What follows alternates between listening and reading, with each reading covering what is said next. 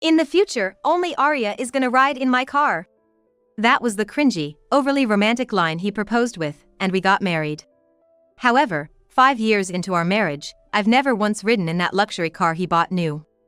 Listen, don't forget, I work at a top company and drive the finest cars. Which do you think has more value, Arya's dear friend's wedding or my time? I think you know the answer without me saying. I can understand John valuing his time. But that doesn't mean it's okay to belittle my dear friend. I quietly put my phone down on the table, still recording the screen.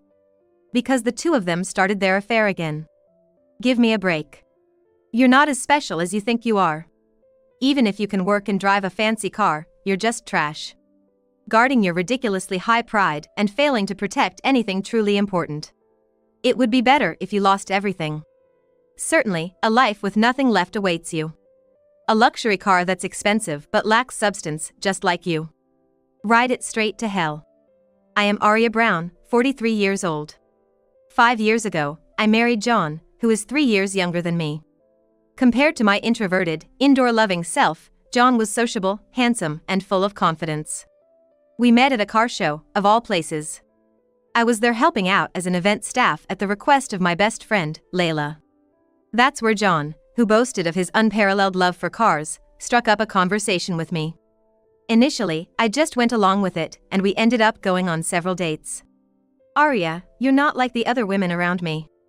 Approaching 40, with hardly any romantic experiences, I caught the attention of John, who began saying things like that.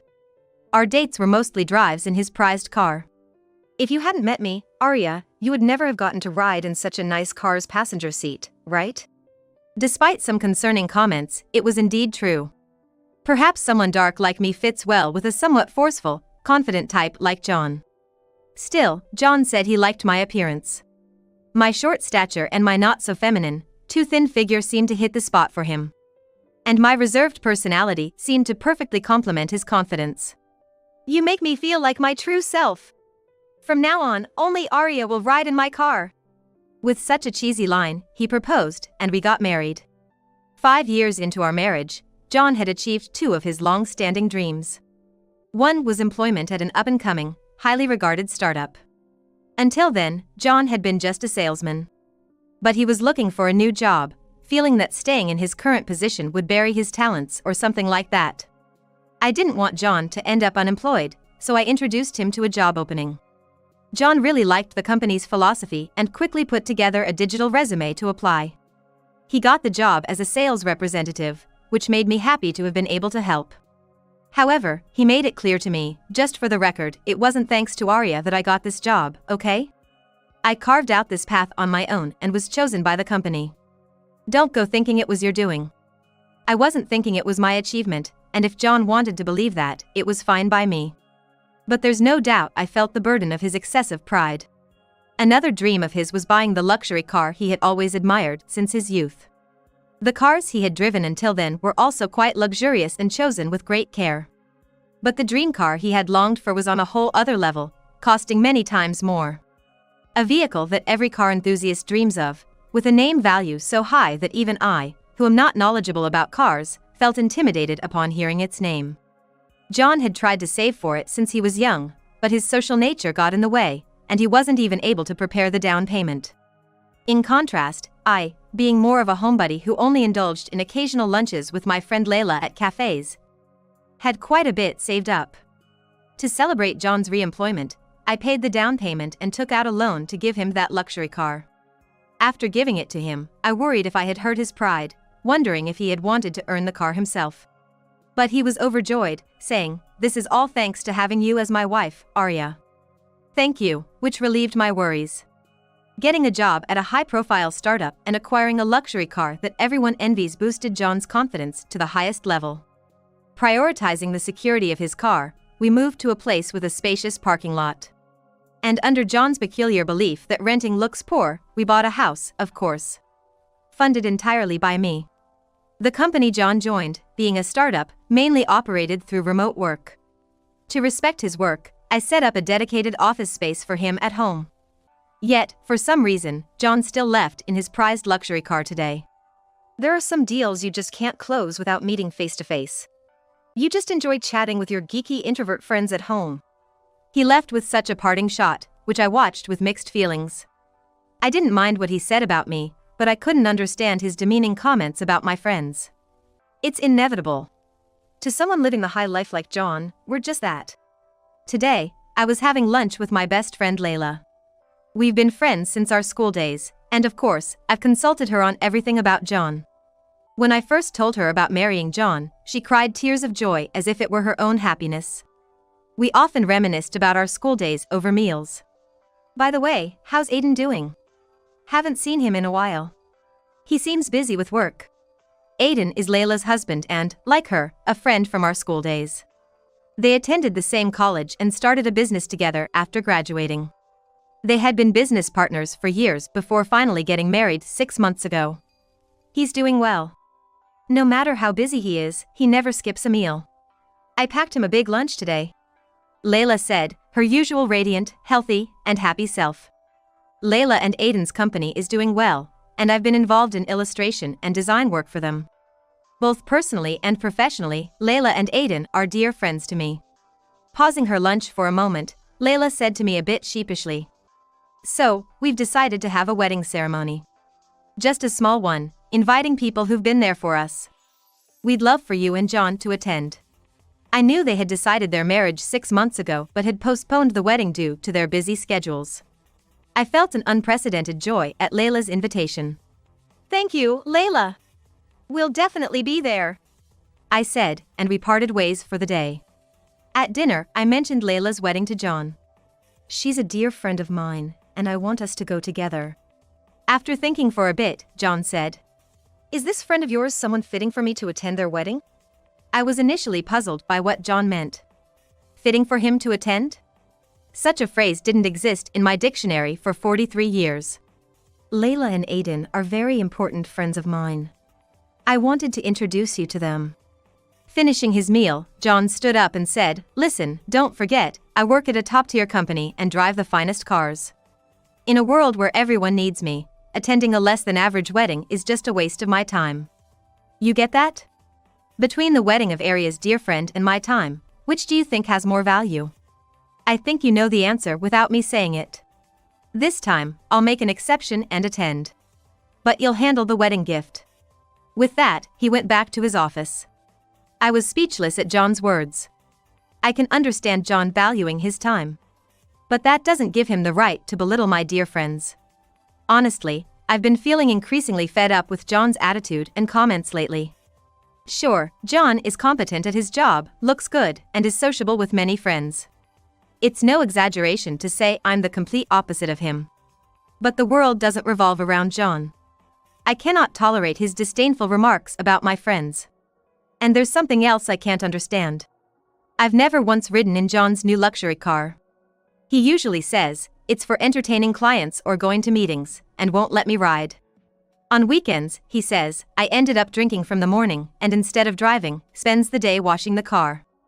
Always waiting for neighbors to say, what a nice car you have. That's actually pretty lame. I muttered under my breath, so John couldn't hear. Today is Layla and Aiden's wedding. I'm wearing a luxurious dress that I don't usually wear. This was after John said, make sure you dress in a way that won't embarrass me by your side, so I got it new. I thought since the main focus should be on the bride and groom, such an assertive outfit wasn't necessary. But, to avoid John getting upset and possibly not attending the ceremony, I obediently complied. John was dressed in a brand-name suit, acting as if he were the main character of the day. And I had believed that just for today, John would let me ride in his luxury car. However, we ended up taking a taxi to the wedding venue. Driving the luxury car to a regular person's wedding venue and risking it getting scratched is the last thing I need. Ordinary people are barbaric and jealous of celebrities, was his reasoning.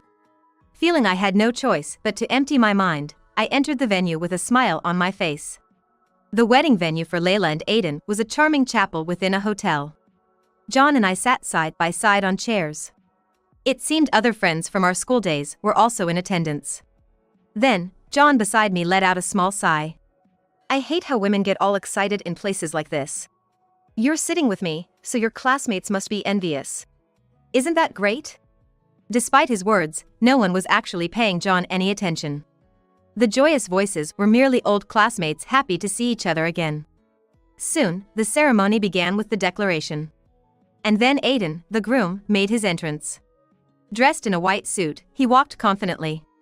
Seeing Aiden's dignified appearance after so long moved me to tears.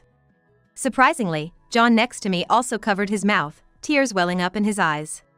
Then Layla, the bride, entered arm in arm with her father. Cheers of joy erupted from the venue at the sight of Layla in her beautiful wedding dress. She moved from her father's side to stand next to Aiden. I couldn't stop my tears during the ceremony. John, not wanting his tears to be seen, turned away from me, trembling slightly. For the first time, I saw a human side to John and felt truly glad to be here with him today. Then came the time for everyone to sing hymns. Accompanied by the pipe organ, the attendees sang together. Amidst their voices, John whispered in my ear, "Sorry, Arya. I'm feeling a bit under the weather, so I'll head back first. You stay and celebrate with your friends. You can even attend the reception and stay at the hotel with the other classmates if you want." Saying this, he discreetly left the venue. Worried about John, I thought about leaving when the ceremony transitioned to the reception. However, I received a message from him on my phone. "It's okay, I can rest better alone. Don't worry about coming back." With such insistence, I couldn't possibly leave. He must be tired from work. Understanding that he could rest more comfortably alone made sense to me. I was glad he attended the ceremony despite his reluctance and even shed tears of emotion. This time, I decided to respect what John had to say. It was also a valuable time for me, getting to reunite with other friends, so I took them up on their offer and enjoyed the wedding. Held during the day, it ended in the early evening. At the exit of the venue, Layla and Aiden, the bride and groom, were seeing off the guests. When Layla noticed me, she rushed over in her dress and hugged me energetically. "Arya, thank you for coming." "Oh? Where's John?" She looked puzzled at John's absence. "Actually, he left early because he wasn't feeling well. He should be resting at home now. I'm sorry we couldn't stay till the end even though you invited us," I explained, mentioning that John said he'd rest better alone, and apologized to Layla and Aiden. Layla firmly told me, "Don't worry about it. Go home right now? We can always meet up again, so please be there for John. He's just pretending to be okay being alone. When people are tired, they need someone with them." Indeed, I had sent several messages to John during the reception, but none were read. I hoped he was just sleeping, but there was always the fear that his condition might have worsened. That kind of worry was always there. "Let's plan a reunion sometime and all meet up again. So, go take care of your husband." After Aiden said that, I thanked them both and hurried home. On their special day, yet they cared for me, filling me with gratitude towards my best friends. I wondered if John was okay. John, usually so resilient, rarely fell ill. Even on days when he drank a lot, he never suffered from hangovers. Perhaps I should have gone home with him when he said he wasn't feeling well. With slight regret, I got out of the taxi at the alley leading to our house. From a distance, I could see John's luxury car parked. He must be at home. Hoping nothing serious had happened, I approached the house with a prayer in my heart. As I got closer, I noticed something strange. The house was dark, and John's luxury car was parked in front of it, shaking unnaturally as though someone was inside. I couldn't immediately understand why. Could someone be inside? I considered the possibility of an animal's doing. Cautiously approaching, I confirmed there was no one around the car. Then, peering into the windows, which were faintly tinted, I asked, "Is someone there?" Inside, I could barely make out the silhouette of a person. Looking closer, I nearly let out a loud scream but covered my mouth just in time. Inside the car, there was John. But he wasn't alone. An unfamiliar woman was with him. Shockingly, neither of them were clothed. John was on top of the woman, who was letting out moans, with the seat reclined fully, performing movements that rocked the large vehicle significantly. This was unmistakably an intimate encounter between a man and a woman. They hadn't noticed me, completely engrossed in each other. Quietly, I stepped away from the car and entered the house, wrapping my trembling body as if to hold myself together. Sitting on the living room sofa, I remained in the dark. There was no mistaking what I saw.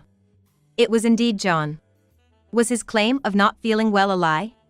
And who was that woman? Many questions surfaced, but my mind couldn't keep up. Was this infidelity? Was John seeing another woman besides me? It was then I realized, I need to gather evidence. With the little capacity I had, I thought hard. I couldn't stop crying. While crying, I remembered something.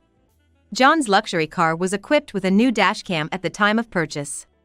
This dashcam, at John's request, also had a theft prevention feature. Even when parked and unmanned, as long as it was within Wi-Fi range, it could be accessed via smartphone to view inside and outside the car. John and I had installed the app on our phones to enable theft prevention anytime. With trembling hands, I launched the app. I didn't want to see it, but I knew I had to get through this. The car's interior appeared on my smartphone screen. John and the woman were still engaged in their act. My heart felt like it was going to burst. I turned on the screen recording and turned up the volume of the speaker. The woman's moans stopped, and the two ceased their movements. John lit a cigarette and seemed to start a conversation. You know, today, I was dragged to my wife's friend's wedding. Just went through the motions, you know, but man, it was unbearable. I doubted my ears at his words. What was so unbearable? And yet today, he had tears in his eyes. I listened to what John continued to say. Wasn't expecting much since it was my wife's friend. But man, when the groom came out, I almost burst out laughing. Shocked at how someone could get so fat, ruining the suit. John spoke with a smirk, and the woman laughed along, which made my anger rise. And I was hoping the bride would at least be decent, but no luck there, as hefty as the groom. The dress was so tight I thought it would burst. Hilarious, really. Trying to hold back my laughter only made me cry more, it was so hard. After the vows and almost bursting into laughter at the kiss, I had to tell my wife and leave early. Thinking to myself, I'm too kind, on my way home. I quietly placed my smartphone on the table while it was still recording because the two had resumed their affair. After they finished talking, the two began their affair again. From the dark living room window, I quietly looked out at the parking lot. The car was still unnaturally shaking. No wonder he insisted it was okay for me not to come back. He must have decided to meet this woman as soon as he left the ceremony. I remembered John's proposal words. In my future life, I will only have Arya in my car. Which mouth did he say that with? Far from being the only one allowed in his car, I've never even ridden in it. The luxury car I purchased with a do-or-die attitude for John seems to have been the perfect setting for his affairs. I felt a quiet yet intense anger boiling within me, more so than before. I am aware that I'm somewhat dull and lack any special talents, less than an ordinary person.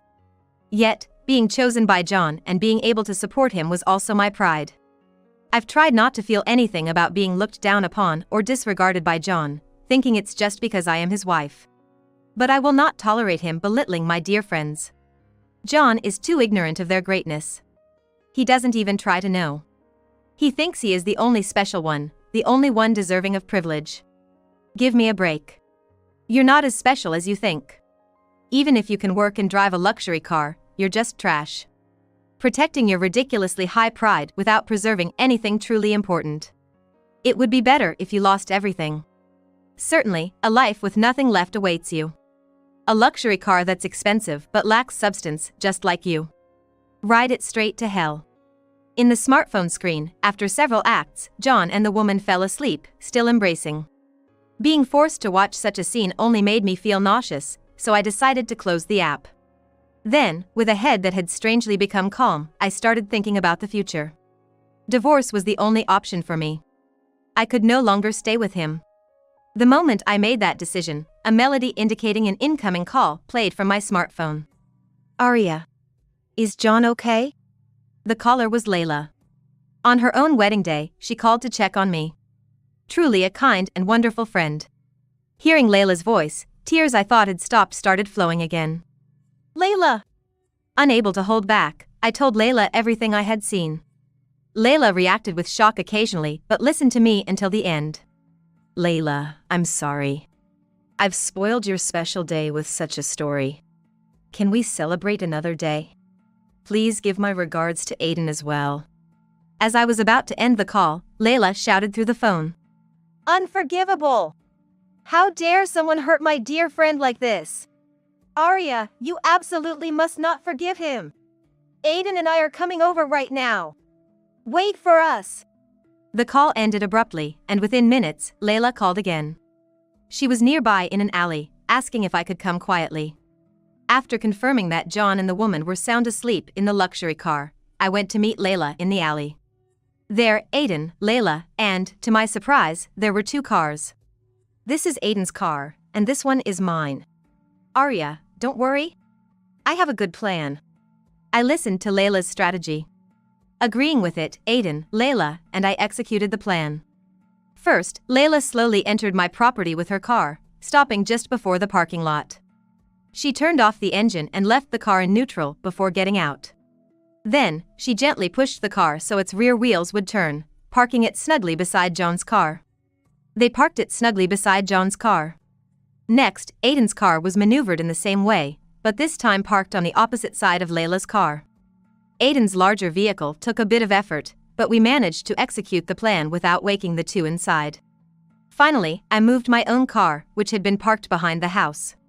It was the car I've loved for years, but John had told me, it's embarrassing for my wife to drive a cheap car like that. It looks poor. As a result, I've barely driven it in the past 5 years, except for vehicle inspections. I parked my beloved car in front of John's car, effectively forming a U-shape with Aiden and Layla's cars. With the house wall at the back, John's car was completely immobilized by our 3 cars. Inside, John and the woman were still embracing, sound asleep. Layla, Aiden, I'm sorry for involving you in this, especially on your wedding day. As I said this, both shook their heads and offered warm words. What are you talking about?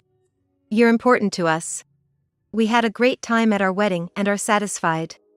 We're planning to have a reunion with everyone else, so don't worry at all. Aiden also added, Arya, you've been strong. I'm sorry, I couldn't notice. We want you to be happy. Their 2 kind words made my eyes teary again. Since it was late, I offered Layla and Aiden to rest at my house. It was past 2 a.m., and there was no reaction from John. He likely hadn't realized yet that the car was immobilized. Considering they hadn't woken up, it's natural to assume they continued their activities after awakening. I've grown sick of even looking at the dashcam footage, so I just left it on auto record and let it be. I can't stay in my car forever, so sooner or later, I expect some sort of reaction from John. In the meantime, I decided to rest my exhausted body on the soft bed for the day.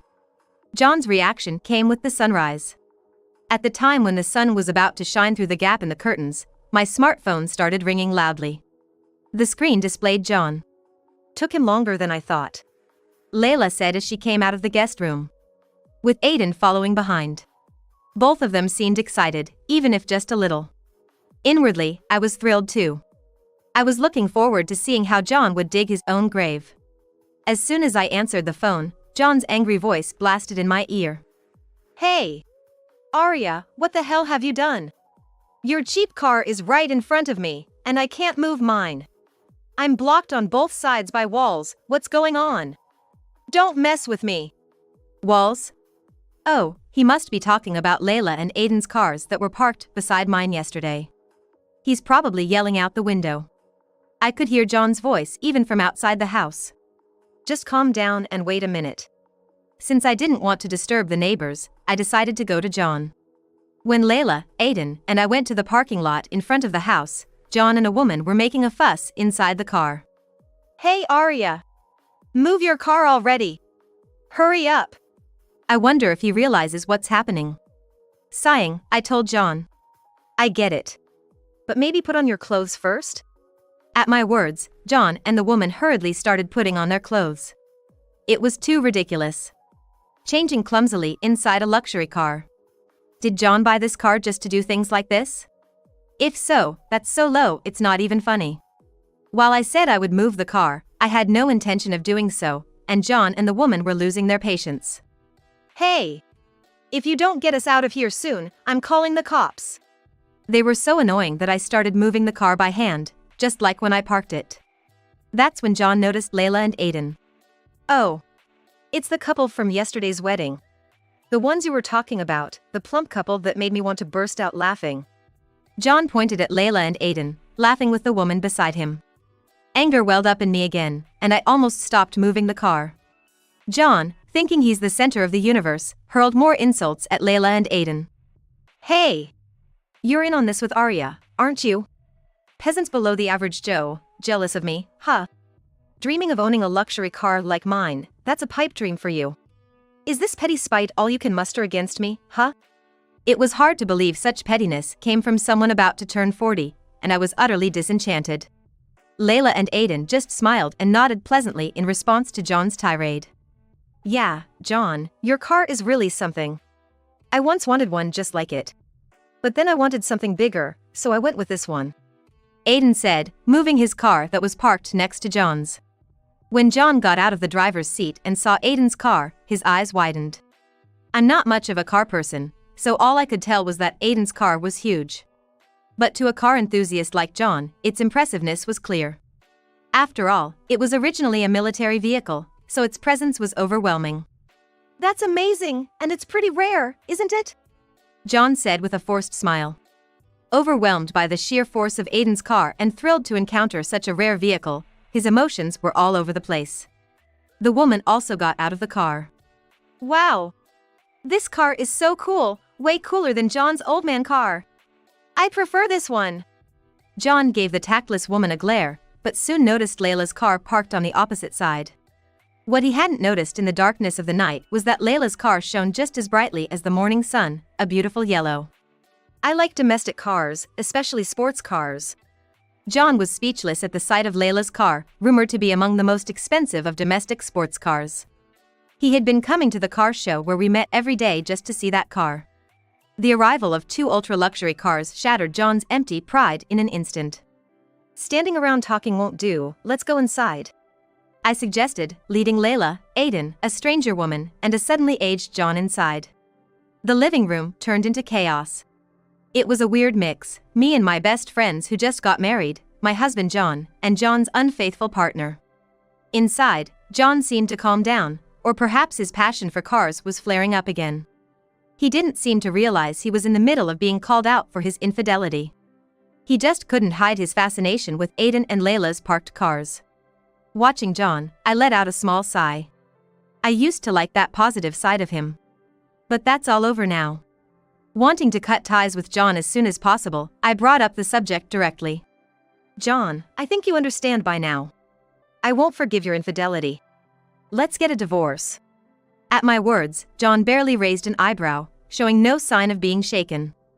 I don't mind if we divorce. But aren't you gonna regret leaving me, Arya? His usual self-centered talk.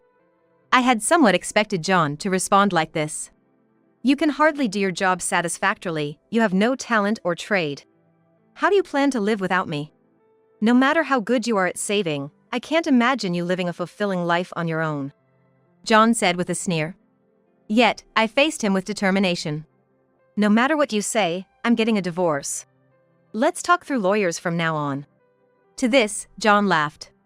What? You're not thinking about suing for alimony, are you? Go ahead, $20,000? $40,000? I'll pay whatever. You know where I work, right? A cutting-edge startup, the #1 in the industry in terms of attention? That means I'm getting attention from the world. I'm gonna be the guy who moves the world's money. Such petty cash, I can give it away easily. Aiden sighed deeply at John's boastful talk. Wow, John, that's impressive, working at such a great company and being so skilled. Moving the world's money is incredible. I'd love to hear what kind of work you do that allows for that. Encouraged by Aiden's words, John started talking more. No matter how much you try to one-up me with cars, someone like you wouldn't understand. Sometimes, you gotta play dirty to get the job. Since we're a company with money, skimming a little off the top for expenses won't get noticed. That's how I bring in the business, smoothly navigating through. Other employees are too scared, following the philosophy and only doing sales the proper way, but I'm on a different level. The unfaithful partner clung to John's neck, saying, John, that's amazing. Layla and Aiden kept a creepy smile while looking at John's face. Actually, we've been receiving complaints from other employees and clients about John's risky sales tactics. We have physical evidence, but if the person denies knowing anything, that's the end of it. However, we've got your admission now, it's game over. John, our company can't employ someone like you. You don't need to come to work tomorrow.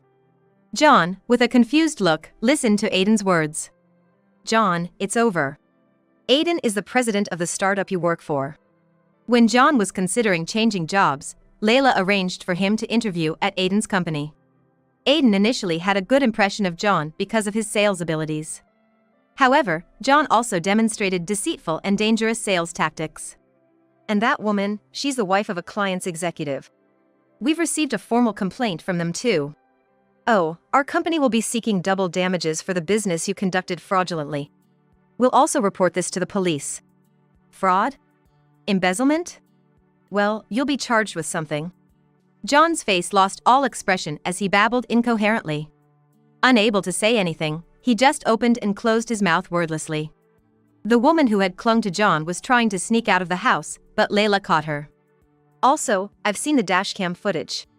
What angers me the most is someone insulting my wife. I don't care what you say about me. Regret insulting Layla for the rest of your life. Aiden's strongest words yet were directed at John. John was looking down, his face pale. John, you said earlier that Arya had no talent or skills, right? Didn't you know? Arya has been thriving as a designer at our company. She's incredibly talented. We thought it would be great to work with someone as important as Arya's husband, so we hired you. But that was a mistake. You weren't a good salesman or a good husband. Layla also gave John a cold, angry look. John, unable to retort, was trembling slightly. I was envious of John because he had many things I didn't. But he lacked the heart to cherish people, the most important thing for a human being. And he belittled and insulted my dear friend. I will never forgive that. Truly, goodbye. Tears streamed down John's trembling eyes. His pride, fragile despite its height, was now likely as shattered as desert sands. Ignoring John's sobs, I looked out the window at John's luxury car. I had wanted to ride in it at least once. But now, I'm glad I never did. The luxury car I once admired now looked like nothing more than a lump of metal. Wow, the lunch here is delicious too. I was enjoying lunch combined with a design meeting with Layla today. Watching Layla, who loves to eat, enjoy her food without a care in the world is pleasing. It's no wonder Aiden fell for her. But it's good, isn't it, that the divorce went through smoothly? Layla's words made me nod deeply. On that day, I had John leave the house. I heard he went back to his parents' home, so I sent the certified mail from the lawyer to his parents' house. Naturally, his parents were furious, and I received apologies from them. The dashcam footage proved useful, and I made sure to claim alimony from John and the unfaithful partner. The woman's husband, an executive at the client company, ended up paying in full, but whether John, who lost his job, can pay is honestly uncertain. But it wasn't the money I wanted. I had hoped to see John's true pride. Incidentally, that luxury car he had, there was no way John could afford the ongoing loan payments, so he had to sell it reluctantly. Naturally, the money from the sale went towards paying off the loan. Aiden's company plans to sue John for damages. However, Aiden, thinking of me, his former wife, said he wouldn't go through with criminal charges. I'm just deeply grateful to Layla and Aiden. Perhaps if John had friends like Layla and Aiden, he might have walked a different path in life. I hope that in the future, you live your life with a heart that cherishes others. Layla! How did it go? Are you okay? I rushed to open the door to Layla's room. Hey, Arya. Keep it down in the hospital. Look, he was born, isn't he adorable? In Layla's arms was a baby boy, who looked just like Aiden. 2 years after that, Aiden and Layla welcomed their first child. Aiden, Layla, congratulations! My words made them both smile shyly. In the warmth of a gentle sunbeam, I wished the new life all the best. May he grow up to be wonderful people like Layla and Aiden. I felt like the baby in Layla's arms chuckled softly.